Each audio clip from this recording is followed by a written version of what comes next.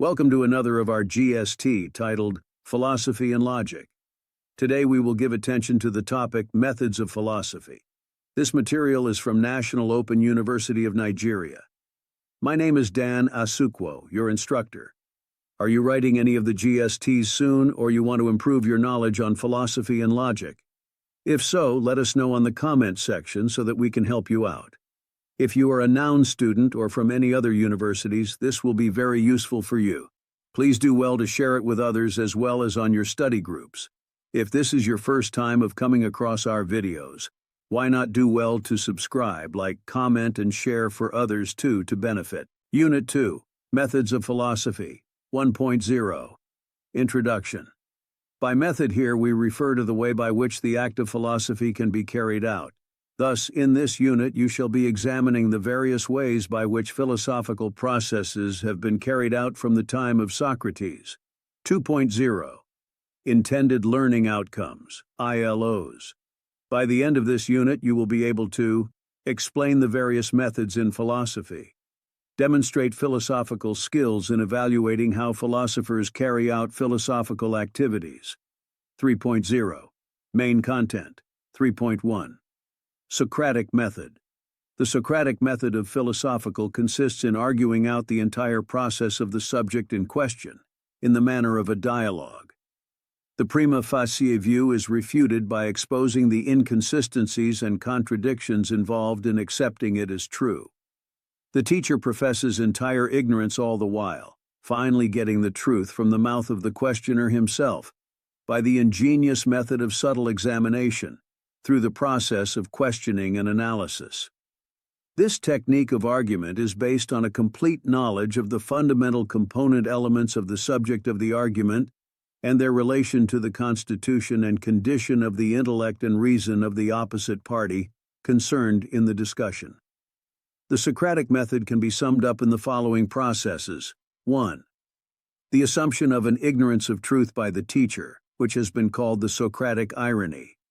This attitude of intellectual humility and basing oneself on the most fundamental of propositions in an argument is, as with Descartes, essential to unravel the depths of truth. 2. The method of dialogue or conversation as an effective technique in the discovery of truth. This is based on a grasp of the presence of the knowledge of the true and the good in every person at the bottom of his being, in spite of hasty conclusions that one may make regarding things due to immature observations and pet prejudices. This common ground of truth among men can be brought out to the surface by careful analysis, argument, and investigation, by question and answer. This is often called the art of philosophic midwifery. 3. The establishment of correct concepts or definitions before trying to know their application in life's instances. 4. The art of proceeding from the observed facts to more general truths, that is, adopting the inductive method of reasoning. The method of Socrates is also deductive in the sense that it draws out the consequences and implications of certain concepts and judges their validity. 3.2. Synthetic dialectic method of Plato. The analytical method of Socrates was followed by the synthetic dialectic of Plato, which concerned itself with discovering the causal relation between thought and being. Plato's dialectic method mostly consisted in the grouping of scattered particulars into a single concept or idea, and the dissection of this concept or idea into classes, that is, the generalization and arrangement of the idea.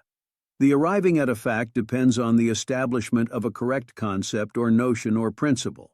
It is not possible to know, for example, what the true is or who a good man is, unless we first settle in our knowledge the nature of truth and goodness. 3.3. Pragmatic method. According to the pragmatic method, everything is real when it tends to fruitful activity and results. The character of fulfilling the primal interests of man should be the guiding principle in philosophy. Human interest is the touchstone of philosophical endeavor, of all activity. Physical, mental, moral, or spiritual. Values are to be judged by results, and the test of truth is workability.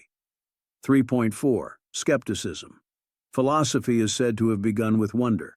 The marvel of creation evokes the admiration of man, and its mysteriousness excites his wonder.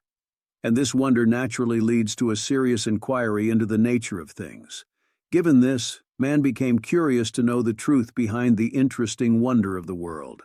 He investigates, speculates, argues, and discusses and comes to a settled opinion of the nature of things in this wonderful world. This becomes his philosophy. Modern man, however, seems to have stepped into the region of philosophy through doubt and skeptical thinking. Man commenced doubting the validity of authority and dogma, no less than that of accepted traditional beliefs. Descartes readily comes to mind in this form of method. Descartes started with doubting everything, even the validity of thought itself. Later, Kant too followed the critical method of inquiry in philosophy. Bradley was of the opinion that the chief need of philosophy is a skeptical study of first principles. However, he adds, by skepticism is not meant doubt about or disbelief in some tenet or tenets. It is an attempt to become aware and to doubt all preconceptions, and the essence is to ensure certainty in the process. 3.5. Empiricism and rationalism. Empiricism as a method of philosophy is mainly confined to sense experience. It urges that all knowledge obtained by the senses is of what is already existent outside themselves, and that reason has its function in carefully judging the nature of the perceptive material provided to it by the senses. The laws of reason, according to empiricism, are copies of and controlled by knowledge which is posteriori. No a priori knowledge in the sense of what rationalism contends to be present in reason is ever possible. Rational concepts are byproducts of the experiential material. The source of knowledge is sense experience and not mind or reason. The method of acquiring knowledge is inductive. Ideas are reducible to sensations. Knowledge cannot be gained by merely finding that the opposite, which is inconceivable, as rationalism holds. And truth cannot be established by the fact that to deny it implies, somehow, its reaffirmation. A priori knowledge independent of sense experience is inconceivable.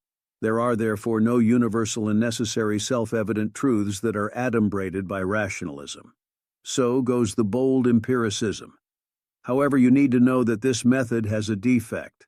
The defect of empiricism lies in the fact that the senses are untrustworthy as means of right knowledge. Therefore, we talk about appearance and reality in philosophy. The point is that things are sometimes not the way they appear to us. Sense precepts have being or reality only in relation to the constitutions of the respective senses, and never independently. The method of rationalism takes reason to be the sole means of acquiring philosophical knowledge. According to it, the objective universe is known, arranged and controlled by the a priori laws of reason. The universe is considered an expression of the innate rational nature of the knowing subject. The criterion of truth is not sensory, but intellectual, rational, and deductive. This form of method is the mathematical methods.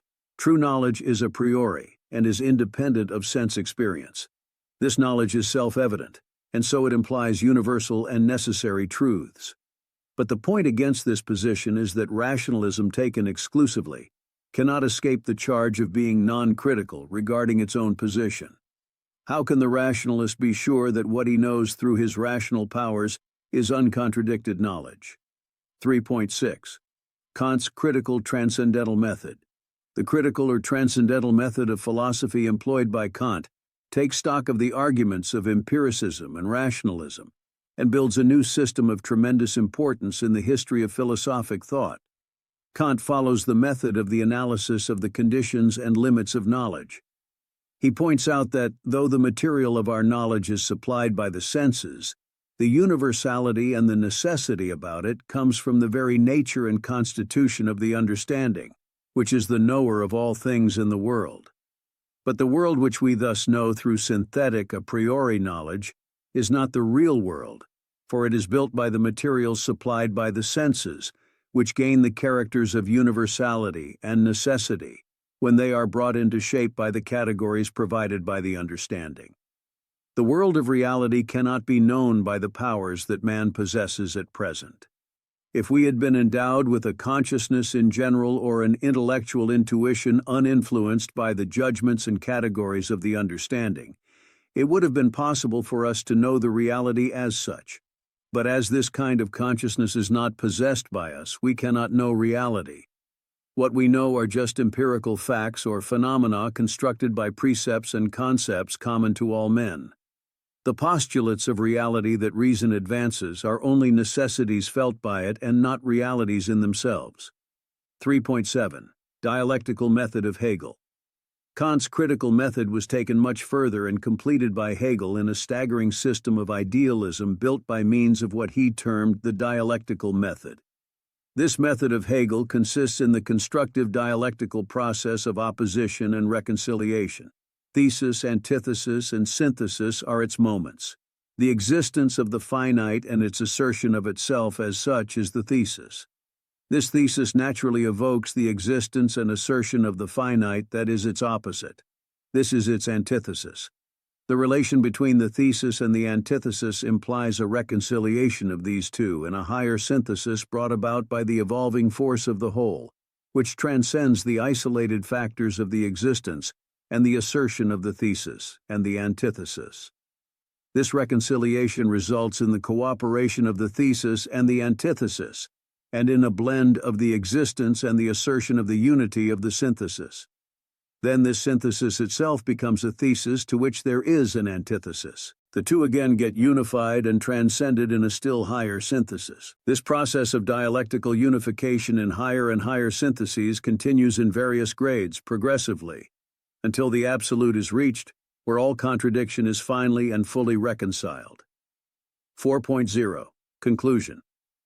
The true philosophic method should not be lopsided, should not be biased to any or special dogma, but comprehend within itself the processes of reflection and speculation, and at the same time be able to reconcile the deductive and the inductive methods of reasoning.